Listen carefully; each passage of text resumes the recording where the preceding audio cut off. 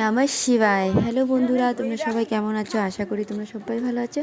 আজকে এই মহাশিবরাত্রিতে আমার হাজব্যান্ড উপোস রয়েছে, তাতে আমি অনেক খুশি। উনি সারাদিন কাজ করে বিকালবেলা ঘরে এসে স্নান টান করে মানে আমাদের ভোলেনাথের কাছে গিয়েছিল। তখন দেখলো যে অনেক প্রসাদ মানে অনেক সেখানে জমা হয়ে গিয়েছিলো, তাই আগে ভোলেনাথকে ভালো করে সাফা টাপা করে সেই জায়গাটা খালি করে প্রসাদগুলি খালি করে সুন্দর করে সাফা করে নিয়েছে, তোমরা দেখতেই পাচ্ছ।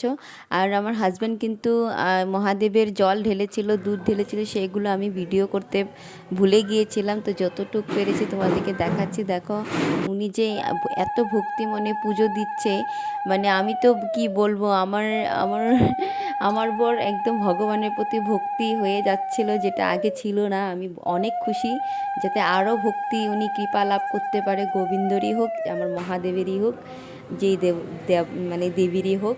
তো আমি এতে অনেক খুশি। তো বন্ধুরা, তোমরা সবাই ভালো থাকো, সুস্থ থেকো। আর আমি এটাই মহাদেবের কাছে প্রার্থনা করব, কেউ জানি দুঃখে না থাকে, সবাই জানি হাসি খুশিতে থাকে, এইটাই ভাল লাগে। সবার মুখে মুখে হাসিটা দেখলে মনটা ভরে যায়। তাই যাই হোক, এই যে আমার মন ভরে প্রার্থনা করছে।